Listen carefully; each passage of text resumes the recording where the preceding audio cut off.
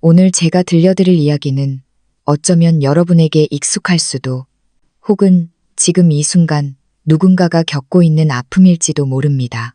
차 한 잔의 온기와 함께 이 서글프지만 끝내 찬란해질 한 여자의 고백을 천천히 들어보시겠어요? 그날 오후의 기억은 지금도 제 심장에 날카로운 유리 조각처럼 박혀 있습니다.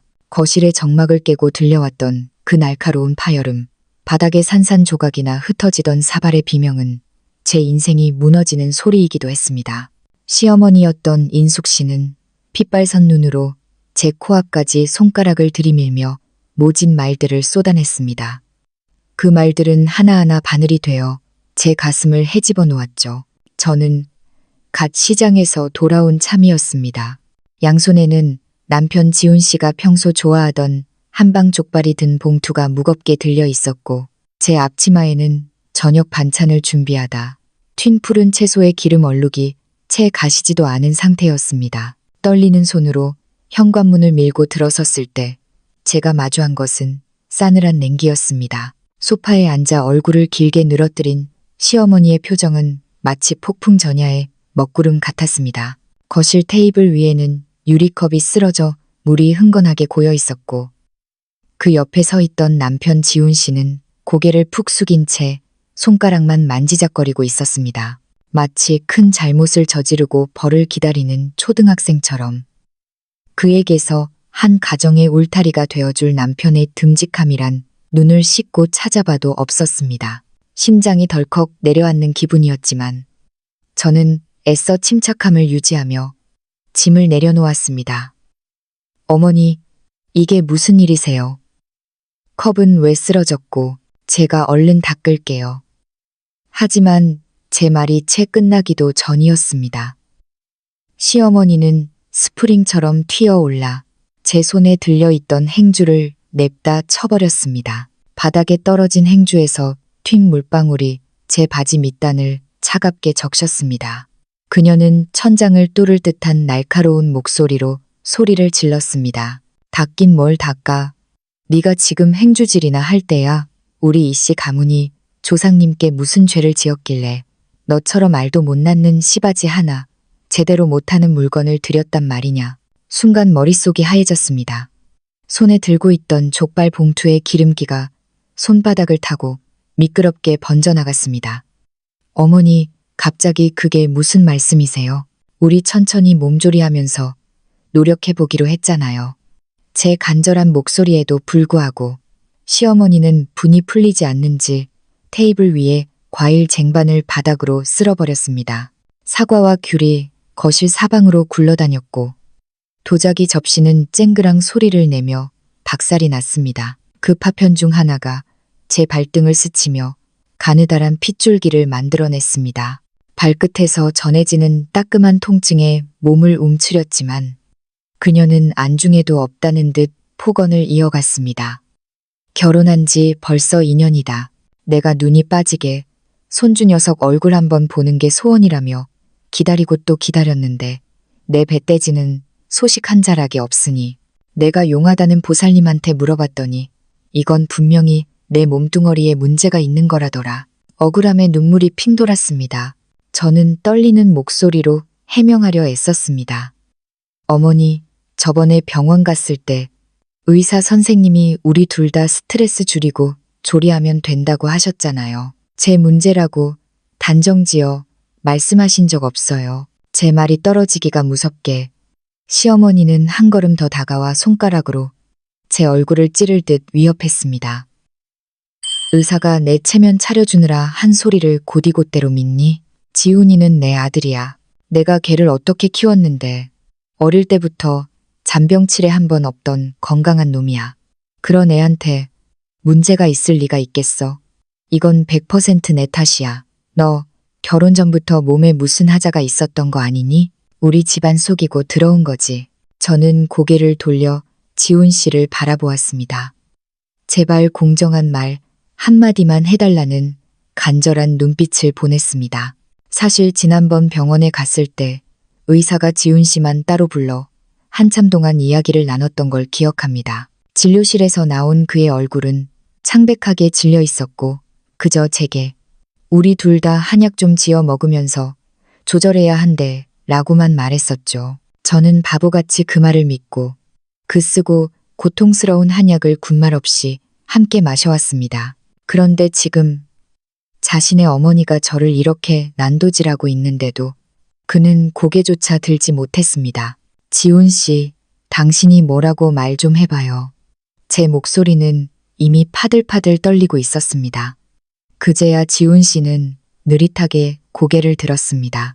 하지만 그의 눈동자는 갈 곳을 잃은 채 흔들리고 있었습니다. 제 눈도 어머니의 서슬퍼런 눈도 마주하지 못한 채 그가 내뱉은 말은 가관이었습니다.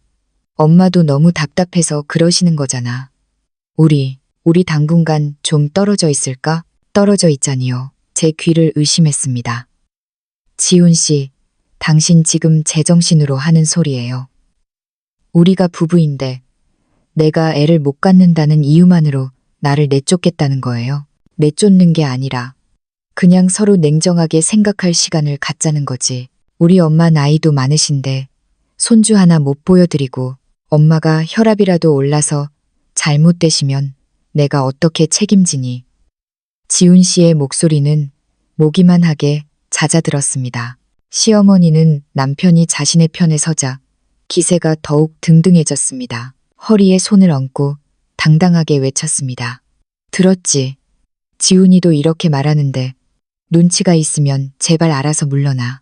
우리 지훈이 앞길 막지 말고 얼른 이혼 도장 찍고 나가란 말이야. 우리 아들, 당장이라도 건강하고 애 잘 낳는 여자 다시 들일 수 있어. 가슴 밑바닥에서 뜨거운 무언가가 치밀어 올랐지만 저는 깊은 숨을 내쉬며 억울함과 분노를 억눌렀습니다. 이혼, 좋아요, 할게요. 대신 결혼할 때 저희 엄마가 주신 금팔찌랑 제가 틈틈이 모아둔 돈은 챙겨가야겠어요. 뭐, 돈을 챙겨가? 시어머니는 코웃음을 치더니 안방으로 달려가 제 트렁크 가방을 복도로 집어 던졌습니다. 가방은 쾅 소리를 내며 바닥에 처박혔고 지퍼가 터져나가며 그 안에 담긴 제 옷가지들이 볼품없이 쏟아졌습니다. 네가 우리 집에서 공짜로 먹고 자고 한 게 인연이야. 그 밥값이며 방세며 다 따지면 오히려 네가 돈을 내놔야지. 어디서 팔찌 타령이야.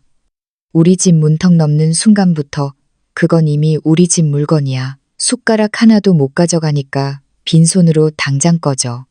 바닥에 널브러진 옷들을 내려다보며 그리고 끝까지 고개를 들지 않는 지훈 씨를 보며 제 마음속에 남아있던 마지막 미련 한 줌까지도 차갑게 식어버렸습니다. 지난 2년 저는 누구보다 일찍 일어나 그들 모자를 위해 아침을 차리고 살림을 도맡으며 온 정성을 다했습니다. 돌아온 결과가 고작 아이를 못 갖는 죄인으로 몰려 빈손으로 쫓겨나는 것뿐이라니요. 저는 무릎을 굽히고 앉아 차근차근 옷가지들을 가방에 밀어 넣었습니다. 금팔찌는 이미 시어머니가 어디론가 숨겨버렸을 게 뻔했습니다. 저런 아나무인과 싸워봤자 제 집만 빠질 뿐이었죠. 저는 지쳤고 더는 이 지옥 같은 곳에 머물고 싶지 않았습니다. 짐을 챙겨 가방 손잡이를 움켜쥐고 현관을 향했습니다. 시어머니는 마지막까지 등 뒤에서 악담을 퍼부었습니다. 당장 꺼져. 다시는 얼굴 비칠 생각도 마. 너 같은 건 어딜 가서 재혼해도 절대로 애 못 낳을 팔자니까. 저는 뒤돌아보지 않았습니다. 상식이 통하지 않는 사람에게 줄 말은 단 한마디도 남아있지 않았으니까요. 현관문을 열고 나오자 오후의 햇살이 눈부시게 쏟아졌습니다. 하지만 그 빛은 따스하기보다는 시릴 정도로 황량했습니다. 무거운 가방을 끌며 아파트 계단을 한 걸음씩 내려왔습니다. 단지 입구에 서서 뒤를 돌아보았습니다. 우리가 살던 3층 집에 창문이 열려 있었지만 이제 그곳은 더는 제가 돌아갈 곳이 아니었습니다. 심장 속에 뭉클하게 맺힌 것은 절망이라기보다는 차라리 오기에 가까운 불쾌함이었습니다. 무언가 잘못되었습니다. 그때 병원에서 지훈 씨의 흔들리던 눈빛, 의사의 묘한 태도, 분명히 제가 모르는 비밀이 있을 것만 같았습니다. 저는 정처 없이 무거운 가방을 끌고 도로를 따라 걷기 시작했습니다. 어디로 가야 할지, 누구를 찾아야 할지 막막했지만 마음속 한구석에서 불꽃 같은 생각이 점점 선명해졌습니다. 언젠가 반드시 보여주겠어.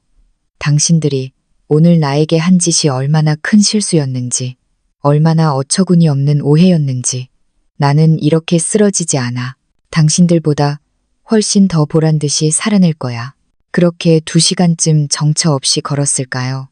발바닥에는 물집이 잡힌 듯 화끈거렸고 신발 밑창이 도로의 열기에 녹아내리는 것만 같았습니다. 어느덧 해가 지고 거리에 가로등이 하나둘씩 주황빛 등을 켜기 시작했습니다.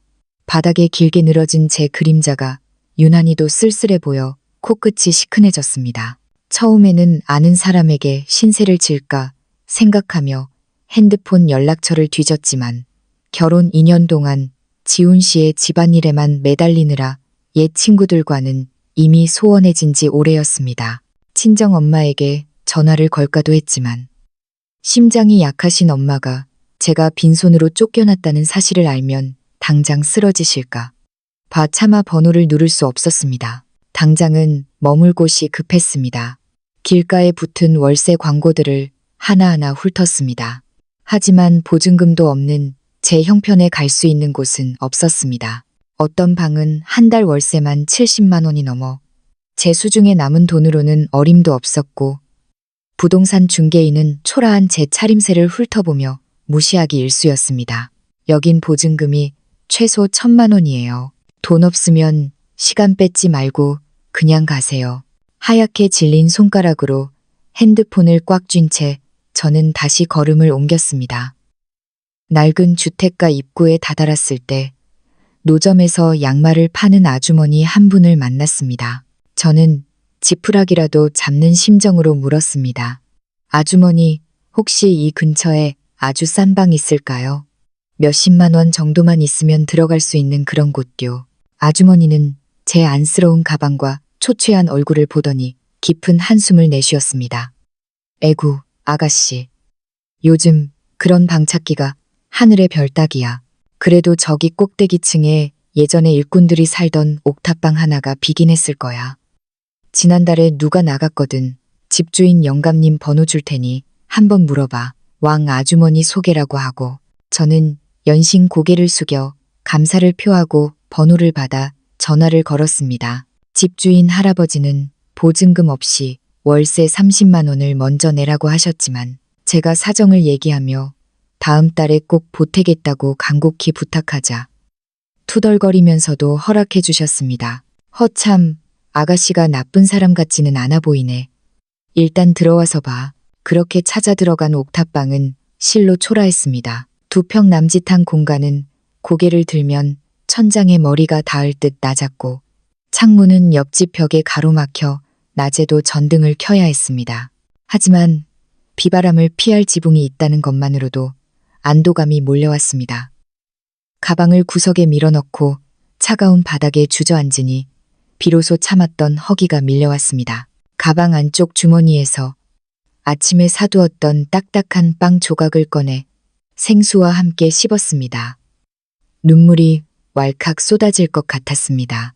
이씨 집안에서 시어머니의 잔소리를 들으면서도 따뜻한 밥을 먹던 때가 떠올랐지만 이제는 홀로 견뎌내야 할 현실이었습니다. 내일부터는 당장 일자리를 구해야 했습니다. 결혼 전 편의점에서 계산원 일을 했던 경험을 살려보려 했지만 이 삭막한 도시에서 이혼녀라는 꼬리표와 적지 않은 나이가 발목을 잡을까 겁이 났습니다. 하지만 저는 무너질 수 없었습니다. 제 아내 오기는 저를 다시 일으켜 세우고 있었습니다. 오늘 제가 들려드릴 이야기는 어쩌면 여러분에게 익숙할 수도 혹은 지금 이 순간 누군가가 겪고 있는 아픔일지도 모릅니다. 차 한 잔의 온기와 함께 이 서글프지만 끝내 찬란해질 한 여자의 고백을 천천히 들어보시겠어요? 쫓겨난 다음 날 아침, 저는 붓고 가라앉은 눈을 비비며 옥탑방을 나섰습니다. 차가운 새벽 공기가 뺨을 때렸지만 슬퍼할 겨를조차 없었습니다. 제 수중에는 고작 몇만 원뿐이었고 당장 먹고 살 길을 찾아야 했으니까요. 특별한 기술도 높은 학력도 없던 저는 결혼 전 편의점 아르바이트를 했던 기억을 떠올리며 무작정 일자리를 찾아 나섰습니다. 하지만 세상은 생각보다 훨씬 더 냉혹했습니다. 동네 마트며 작은 식당들을 수십 군데나 돌아다녔지만 돌아오는 대답은 한결같았습니다. 이미 사람 구했어요. 나이가 좀 많으시네요. 어떤 곳에서는 제 이혼 사실을 눈치챘는지 묘하게 경멸 섞인 시선을 보내기도 했습니다. 마치 제가 무슨 큰 결함이라도 있는 사람인 것처럼 말이죠. 다리는 끊어질 듯 아파오고 마음은 자꾸만 작아졌습니다. 오후가 되자 허기가 몰려왔습니다. 근처 작은 국수집에서 풍겨 나오는 멸치 육수 냄새에 저도 모르게 발걸음이 멈췄습니다. 침을 한번 꼴깍 삼키고는 식당 안으로 들어가 가장 저렴한 잔치국수 한 그릇을 주문했습니다. 구석 자리에 앉아 김이 모락모락 나는 국수를 멍하니 바라보고 있을 때였습니다. 짙은 색 재킷을 입은 한 남자가 식당 안으로 들어왔습니다. 40살 정도로 보이는 그는 인상이 참 선해 보였고 전체적으로 듬직한 분위기를 풍겼지만 얼굴에는 짙은 수심이 깔려 있었습니다. 그는 제 근처 테이블에 앉더니 소고기, 국수, 곱빼기를 주문했습니다. 그리고는 결제를 하려 핸드폰을 꺼냈다가 이내 당황한 기색으로 미간을 찌푸렸습니다. 아, 사장님 죄송합니다. 핸드폰 배터리가 나갔는데 혹시 현금 결제만 되나요? 남자의 말에 사장님은 난감한 듯 머리를 긁적였습니다. 에구, 요즘 현금 들고 다니는 사람이 없어서 거스름 돈이 없는데 어쩌죠? 당황해서 서 있는 남자의 모습을 보니 아침 내내 일자리를 구하지 못해 쩔쩔맸던 제 모습이 겹쳐 보여 마음이 쓰였습니다. 저는 나도 모르게 자리에서 일어나 사장님께 다가갔습니다. 사장님, 저분 국수값 제가 같이 계산할게요. 한 그릇인데 괜찮습니다. 남자는 깜짝 놀라며 저를 쳐다보았습니다. 그의 눈빛은 참 따뜻했습니다. 아니, 모르는 사이인데 어떻게 실례를. 정말 괜찮으시겠어요? 저는 웃으며 대답했습니다. 살다 보면 그럴 수도 있죠. 저도 도움받을 때가 있을 텐데요. 저는 제 국수값과 남자의 소고기, 국수값을 함께 결제했습니다. 남자는 고맙다며 제 테이블로 합석을 제안했습니다. 저는 박건우라고 합니다. 편하게 박형이라고 부르세요. 정말 고맙습니다. 덕분에 끼니를 해결하네요. 저는 제 이름을 서연이라고 소개하며 따뜻한 보리차 한 잔을 마셨습니다. 남자의 선한 인상 덕분인지 저도 모르게 마음이 놓여 이런저런 이야기를 나누게 되었습니다. 건우 씨는 사실 작은 중소기업을 운영하는 대표였지만 최근 아내와 이혼하며 집안일이 겹쳐 정신이 없었다고 털어놓았습니다. 저도 실은 아이가 생기지 않아 이혼했어요. 건우 씨의 덤덤한 고백에 심장이 쿵 하고 내려앉았습니다. 저와 똑같은 처지였으니까요. 건우 씨는 전처와 3년을 살았지만 아이가 없었고 병원에서는 전처의 문제라고 했다고 합니다. 어머니의 극심한 성화와 갈등 끝에 결국 각자의 길을 걷게 되었다는 그의 이야기에 저는 참아왔던 눈물이 핑 돌았습니다. 저도 모르게 지훈 씨와의 억울했던 이별 이야기를 쏟아냈습니다. 알도 못 낳는 시바지라며 저를 모욕하던 시어머니, 방관하던 남편, 그리고 빈손으로 쫓겨난 어제의 일들까지 말이죠. 이야기를 듣던 건우 씨의 미간이 깊게 패였습니다. 그 시어머니라는 분 정말 너무하시네요. 남편분도 참 무책임하고 서연 씨 너무 자책하지 마세요. 그런 집구석은 차라리 일찍 나온 게 서연 씨 인생에 더 큰 복일 겁니다. 그의 따뜻한 위로에 가슴 속에 맺혀있던 응어리가 조금은 풀리는 기분이었습니다. 건우 씨는 식사를 마친 후 조심스럽게 제게 일자리 제안을 했습니다. 서연 씨, 혹시 괜찮다면 우리 회사에서 일해볼 생각 없으세요? 관리직인데 서류 수발하고 사무실 뒷정리하는 간단한 일이에요. 건우 씨는 월급 400만 원의 점심 제공, 그리고 회사 근처에 직원을 위한 작은 기숙사 방도 내주겠다고 했습니다. 옥탑방 월세를 걱정하던 저에게는 그야말로 꿈만 같은 제안이었습니다. 정말 저를 써주시는 건가요? 제가 되묻자 건우 씨는 인자하게 웃었습니다. 사람을 구하던 참이었어요. 서연 씨처럼 성실하고 착한 분이라면 언제든 환영입니다. 기숙사는 한 달에 관리비 20만 원만 내면 돼요. 지금 계신 옥탑방보다는 훨씬 나을 겁니다. 어제까지만 해도 지옥 끝에 서 있는 것 같았는데 하루 만에 천사를 만난 기분이었습니다. 저는 떨리는 손으로 건우 씨와 연락처를 교환했습니다. 헤어지기 전 그는 제 어깨를 가볍게 토닥여 주었습니다. 서연 씨, 기운 내요. 이제 곧 좋은 일만 생길 겁니다. 우리 서로 의지하며 잘 살아봅시다. 멀어져가는 그의 뒷모습을 보며 저는 처음으로 살고 싶다는 강한 의지를 느꼈습니다. 무거운 가방을 끌고 기숙사로 향하는 발걸음이 이전과는 달리 가벼웠습니다. 제 인생의 새로운 장이 비로소 시작되려 하고 있었습니다. 다음 날 아침, 저는 설렘과 긴장이 뒤섞인 마음을 안고 건우 씨의 회사로 향했습니다. 회사는 마포구의 한 깔끔한 오피스 빌딩 10층에 자리 잡고 있었는데 입구에 들어서자마자 안내 데스크의 직원이 저를 반갑게 맞이해 주었습니다. 서연 씨 맞으시죠? 대표님께 말씀드렸어요. 제가 안내해 드릴게요. 직원을 따라 들어간 사무실은 10여 명의 직원이 화기애애하게 일하는 따뜻한 분위기였습니다. 창가 쪽 제 자리에는 작은 초록빛 스킨답서스 화분이 놓여 있었는데 건우 씨가 초록색을 보면 마음이 편해질 거라며 특별히 준비해 준 것이라고 했습니다. 제가 맡은 일은 생각보다 고되지 않았습니다. 매일 택배를 수령하고 서류를 정리하며 점심 식사 예약이나 사무실 비품을 챙기는 정도의 세심함이 필요한 업무였죠. 오후 6시면 어김없이 퇴근할 수 있었고 건우 씨는 결코 제게 무리한 일을 시키지 않았습니다. 가끔 일이 일찍 끝나면 그는 서두를 것 없으니 좀 쉬면서 해요. 물도 좀 마시고요. 라며 다정한 말을 건네곤 했습니다. 회사 기숙사는 이전에 살던 눅눅한 옥탑방과는 비교도 할 수 없을 만큼 훌륭했습니다. 햇살이 잘 드는 작은 베란다가 있는 단칸방이었는데 하얗게 새로 칠해진 벽과 깨끗한 가구들이 저를 포근하게 맞아주었습니다. 이사하던 날, 건우 씨는 날씨가 쌀쌀해진다며 보송보송한 새 이불 2채를 기사를 통해 보내주었습니다. 그 부드러운 이불에 얼굴을 묻으니 가슴속 깊은 곳에서 뜨거운 온기가 차오르는 것 같았습니다. 시간은 정직하게 흘러 저는 조금씩 새로운 삶에 적응해 나갔습니다. 아침 7시에 일어나 따뜻한 두유 한 잔으로 하루를 시작하고 저녁에는 기숙사에서 간단한 요리를 해먹으며 평온한 일상을 보냈습니다. 가끔 건우 씨는 일이 늦게 끝나는 날이면 저를 회사 근처 소박한 식당으로 불러 저녁을 사주곤 했습니다. 그는 거칠애보다는 진솔한 대화를 즐기는 사람이었습니다. 기숙사가 춥지는 않은지, 일하면서 힘든 점은 없는지 세심하게 묻는가 하면 자신이 젊은 시절 사업을 시작하며 겪었던 고생담을 들려주기도 했습니다.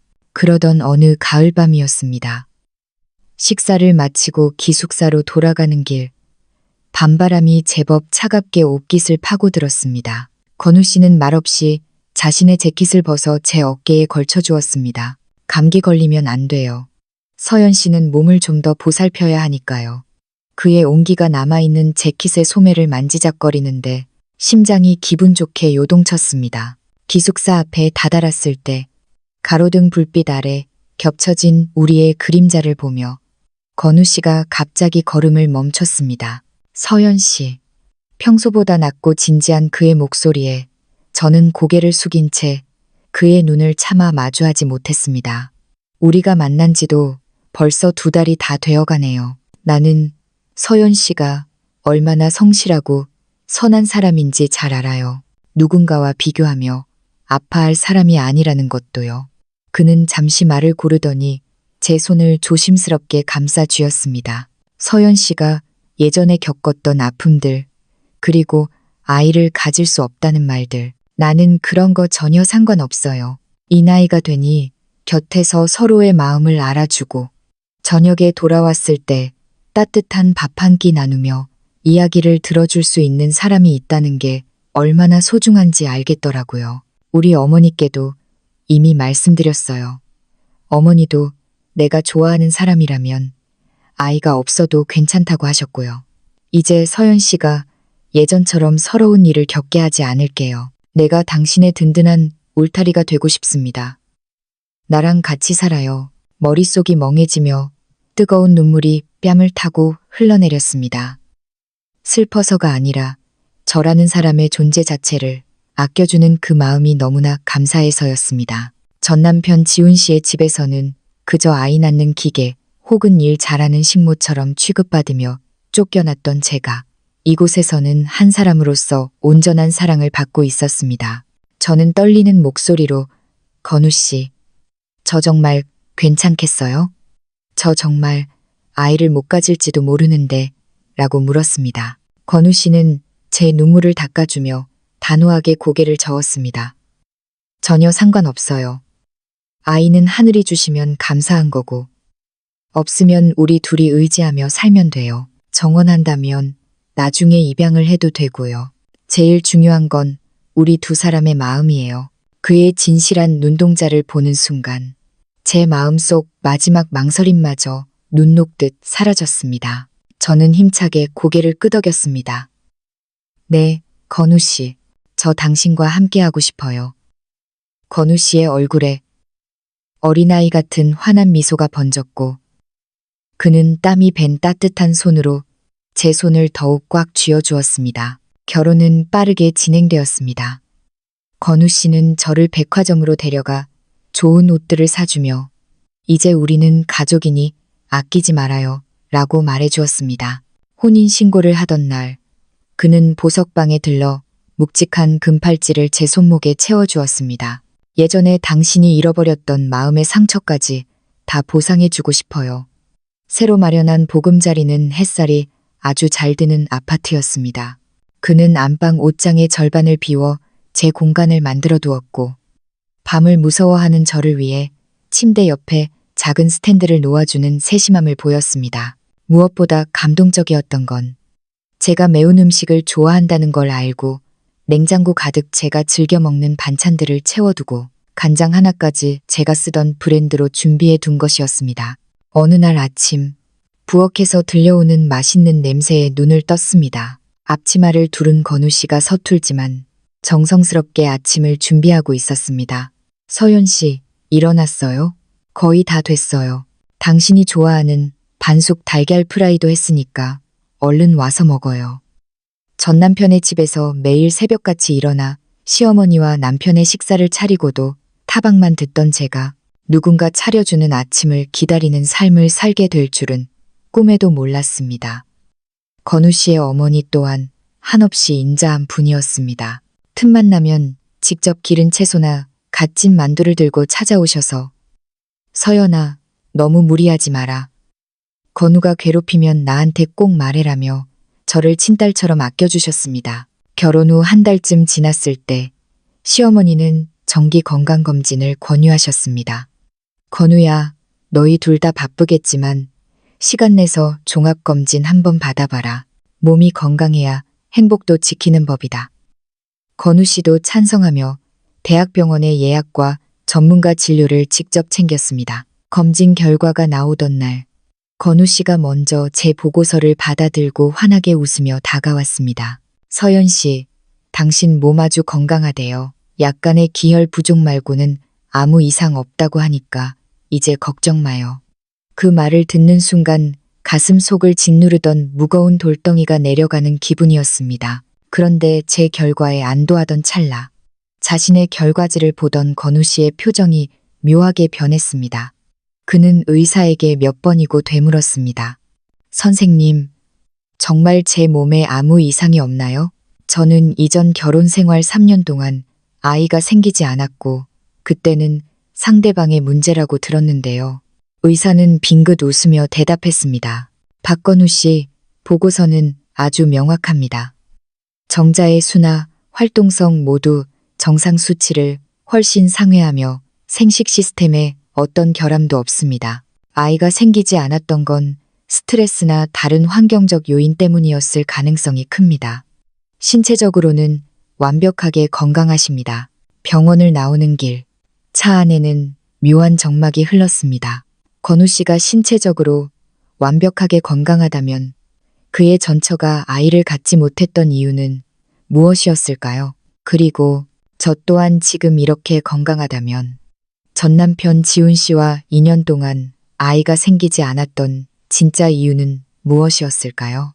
예전 병원에서 지훈 씨만 따로 불러 긴 이야기를 나누던 의사의 표정, 그리고 진료실을 나오던 지훈 씨의 창백했던 얼굴이 주마등처럼 스쳐 지나갔습니다. 건우 씨, 혹시 지훈 씨가 저를 속였던 걸까요?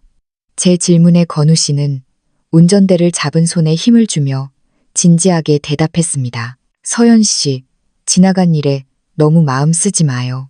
그들이 어떤 잘못을 했든 이제 우리와는 상관없는 일이에요. 중요한 건 지금 우리가 이렇게 건강하고 함께 있다는 사실이죠. 당신이 받았던 상처들, 이제 내가 다 씻어줄게요. 그는 제 머리를 부드럽게 쓰다듬으며 오늘 저녁에는 제가 좋아하는 매운 행거를 먹으러 가자고 제안했습니다. 차창 너머로 쏟아지는 노을빛이 제 손목의 금팔찌에 반사되어 눈부시게 빛나고 있었습니다. 저는 느꼈습니다. 이제 정말로 행복해질 자격이 제게도 주어졌다는 것을요. 건우 씨와의 생활은 매일이 선물 같았습니다. 그는 퇴근하고 돌아오면 늘 서연 씨, 오늘 하루는 어땠어요?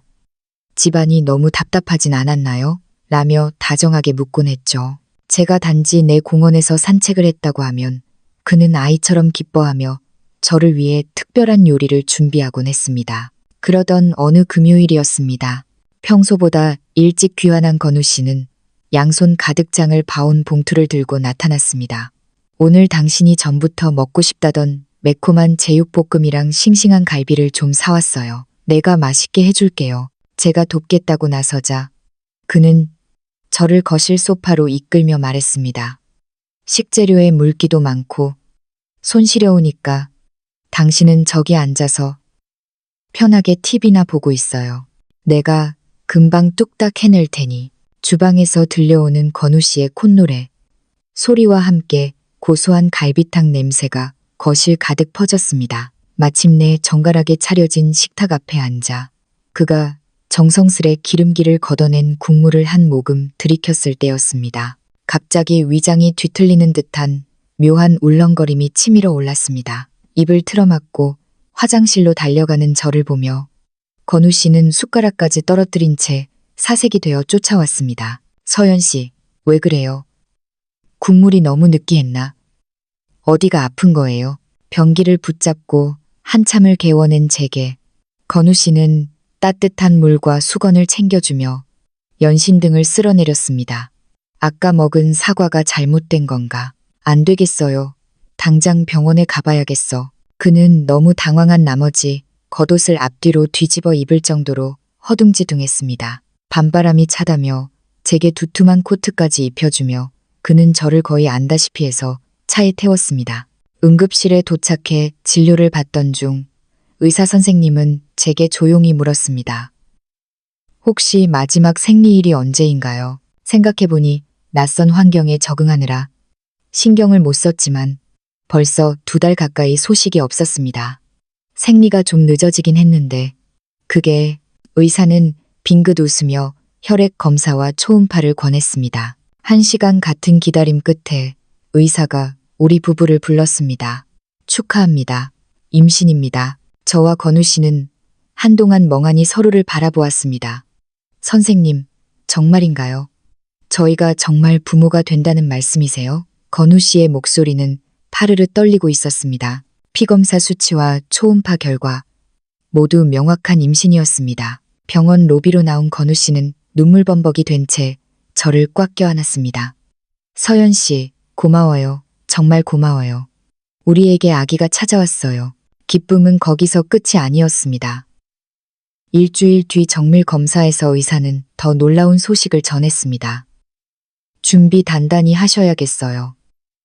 쌍둥이입니다. 화면 속에서 콩닥거리는 두 개의 작은 생명을 확인하는 순간 저는 참아왔던 오열을 터뜨렸습니다. 아이를 못 낳는다는 이유로 버려졌던 제가 한꺼번에 두 아이의 엄마가 된다니요.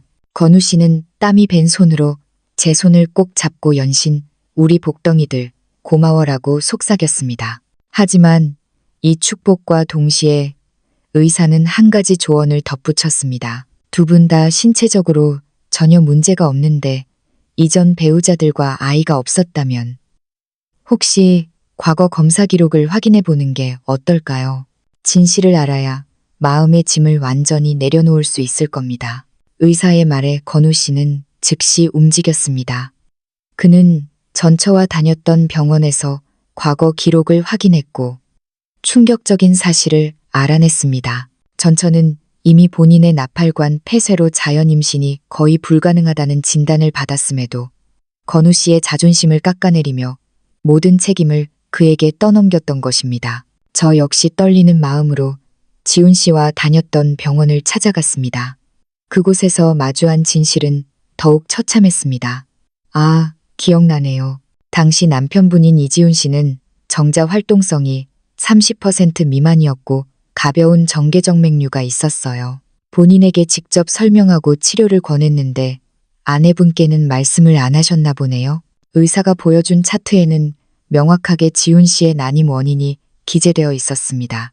그는 자신이 문제라는 것을 알고 있었으면서도 비겁하게 제게 쓴 한약을 먹게 하고 시어머니와 함께 저를 알 못 낳는 시바지로 몰아세워 내쫓았던 것입니다. 분노로 몸이 떨려왔습니다. 제가 보낸 그 지옥 같은 인연은 순전히 그들의 거짓말 위에 세워진 고문이었습니다. 진실이 밝혀진 지 얼마 되지 않아 생각지도 못한 손님이 찾아왔습니다. 벨소리에 문을 열자 그곳에는 전 시어머니 인숙 씨가 서 있었습니다. 예전에 위세당당하던 모습은 간데없고 쭈글쭈글한 비닐봉지에 거뭇거뭇한 사과 몇 알을 담은 채 비굴한 웃음을 짓고 있었죠. 서연아, 나다. 네가 쌍둥이를 가졌다길래 몸보신 좀 시켜주려고 왔다. 그녀의 가식적인 목소리에 소름이 돋았습니다. 인숙 씨는 집 안을 훑어보며 건우 씨의 재력을 가늠하는 눈치더니 본색을 드러냈습니다. 사실 우리 지훈이가 사업이 망해서 빚이 수천만 원이란다. 너는 이제 부잣집 사모님이고 아이도 가졌으니 과거 정을 생각해서 좀 도와주면 안 되겠니? 저는 차갑게 웃으며 그녀의 앞에 지훈 씨의 과거 검사 보고서를 내밀었습니다. 이지훈 씨가 정자 활동성 부족으로 애를 못 갖는다는 거 알고도 저를 그렇게 괴롭히셨나요? 인숙 씨의 얼굴이 순식간에 흑빛으로 변했습니다. 그게 무슨... 우리 지훈이는 건강해. 이건 가짜야.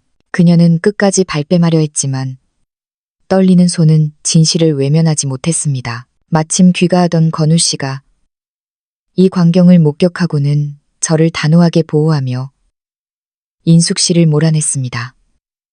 내 아내에게 다시는 접근하지 마십시오. 한 번만 더 나타나면 경찰에 신고하겠습니다. 초라하게 쫓겨가는 인숙 씨의 뒷모습을 보며 저는 2년 동안 가슴을 짓누르던 체증이 한순간에 씻겨 내려가는 것을 느꼈습니다. 이제 가면은 벗겨졌고 진실은 승리했습니다. 기적의 탄생, 그리고 따스한 요람, 임신 38주 차에 접어들던 어느 깊은 밤이었습니다. 창밖으로는 차가운 밤 공기가 흐르고 있었지만 집안은 곧 태어날 생명에 대한 기대로 팽팽한 온기가 감돌고 있었죠. 곤히 잠들어 있던 저는 문득 배가 조여오는 듯한 묵직한 통증에 눈을 떴습니다. 식은땀이 배어나오는 손으로 옆에 잠든 건우 씨를 흔들었습니다. 건우 씨, 배가 너무 아파요. 아무래도 아기들이 나오려나 봐요. 제 목소리에 건우 씨는 마치 용수철처럼 튀어 일어났습니다. 사색이 된 그의 손은 가늘게 떨리고 있었지만 그는 필사적으로 침착함을 유지하려 애썼습니다. 서연 씨, 괜찮아요. 당황하지 마요. 내가 옆에 있을게. 그는 미리 챙겨둔 출산 가방을 움켜쥐고 옆방에 머물던 시어머니를 깨웠습니다. 어머니는 제가 언제든 진통을 시작할까봐 벌써 며칠 전부터 저희 집에 와 계셨거든요. 어머니는 다급하게 제가 신을 슬리퍼와 겉사개를 챙겨 나오셨습니다. 건우 씨는 저를 조심스럽게 안아 차 뒷좌석에 눕히고 제가 조금이라도 편안하게 기댈 수 있도록 시트를 조절해 주었습니다. 병원으로 향하는 길, 그는 운전대를 꽉 쥔 채 수시로 백미러를 통해 제 상태를 살폈습니다. 서연 씨, 조금만 더 참아요. 거의 다 왔어. 그의 간절한 목소리가 차가운 차 안을 채웠고 저는 그의 손을 꼭 잡으며 고통을 견뎌냈습니다. 분만실에 들어서기 전 어머니는 제 손을 잡으며 눈시울을 붉히셨습니다. 서연아, 겁내지 마라. 너는 몸이 건강하고 마음이 고우니 분명히 잘 해낼 거야. 엄마가 밖에서 기도하고 있을게. 분만실의 시계가 새벽 4시를 가리킬 무렵 드디어 기적 같은 울음소리가 정막을 깨뜨렸습니다. 축하합니다. 아들과 딸, 아주 건강한 남매 쌍둥이에요. 첫째 아들은 3.1키, 둘째 딸은 2.7키의 작고 소중한 생명이었습니다. 쭈글쭈글하고 붉은 아기들의 얼굴을 마주하는 순간 지난 2년의 서러움과 고통이 거짓말처럼 씻겨 내려갔습니다. 분만실에 들어온 건우 씨는 제 땀방울을 닦아주며 아이처럼 엉엉 울었습니다. 서연 씨, 고생 많았어요. 정말 고마워요. 우리에게 이런 기적을 줘서. 인과응보, 무너진 성전의 끝. 저희가 쌍둥이를 품에 안고 행복한 나날을 보내는 동안 저를 내쫓았던 전남편 지훈 씨와 시어머니 인숙 씨의 집안은 그야말로 처참하게 몰락했습니다.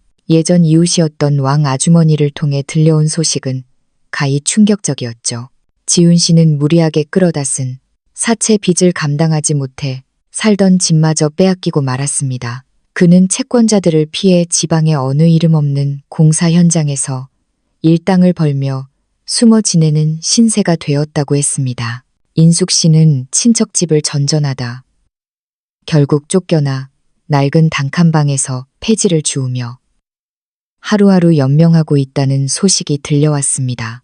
서연아, 그 집 사람들은 이제 동네의 웃음거리가 됐어. 인숙 씨는 며칠 전에 시장에서 폐지를 줍다가 넘어져서 다리까지 부러졌다는데 병원비가 없어서 제대로 치료도 못 받고 누워만 있다더라. 저는 그 소식을 들으면서도 예전처럼 통쾌하거나 마음이 아프지도 않았습니다. 그저 모든 일에는 반드시 뿌린 대로 거두는 법이 있다는 차가운 진실만을 확인했을 뿐이었죠. 제가 지옥 같은 시간을 견디는 동안 그들은 자신들의 비겁한 거짓말 위에 성을 쌓았지만 결국 그 성은 진실이라는 바람 앞에 모래알처럼 흩어지고 말았습니다. 찬란한 1주년, 그리고 영원한 약속, 쌍둥이들이 첫 돌을 향해 가고 저와 건우 씨가 부부가 된 지 어느덧 1주년이 되던 날이었습니다. 건우 씨는 저희가 처음 만났던 그 소박한 국수집으로 저를 데려갔습니다. 서연 씨, 오늘 우리 특별한 날이니까 그때 먹었던 소고기 국수 2그릇에 달걀까지 추가해서 먹읍시다. 김이 모락모락 나는 국수를 앞에 두고 건우 씨는 작고 정교한 상자 하나를 내밀었습니다. 상자 속에는 아기들의 앙증맞은 발자국이 새겨진 목걸이가 들어있었습니다. 우리 네 가족 언제나 하나라는 뜻이에요. 당신이 그동안 겪은 모든 아픔을 내가 이 사랑으로 덮어줄게요. 저는 목걸이를 어루만지며 환하게 웃었습니다. 돌이켜보면 제가 옥탑방으로 쫓겨났던 그날은 끝이 아니라 새로운 시작으로 향하는 갈림길이었습니다. 여러분께 꼭 드리고 싶은 말씀이 있습니다. 살다 보면 내가 지지 않은 짐 때문에 억울하게 고개를 숙여야 할 때가 있습니다. 하지만 절대로 그 거짓된 시선에 자신을 가두지 마세요. 진실은 반드시 밝혀지고 당신을 진정으로 아껴줄 사람은 인생의 어느 길목에서 반드시 당신을 기다리고 있습니다. 인생이라는 차는 처음 마실 땐 조금 쓸지 모르지만 천천히 음미하다 보면 깊은 단맛이 우러나옵니다. 지금 저는 사랑하는 남편 건우 씨와 저를 엄마라고 부르며 아장아장 걸어오는 두 천사와 함께 가장 향기로운 차를 마시고 있습니다. 이 평온한 일상이 저에게는 세상 무엇과도 바꿀 수 없는 진정한 행복입니다.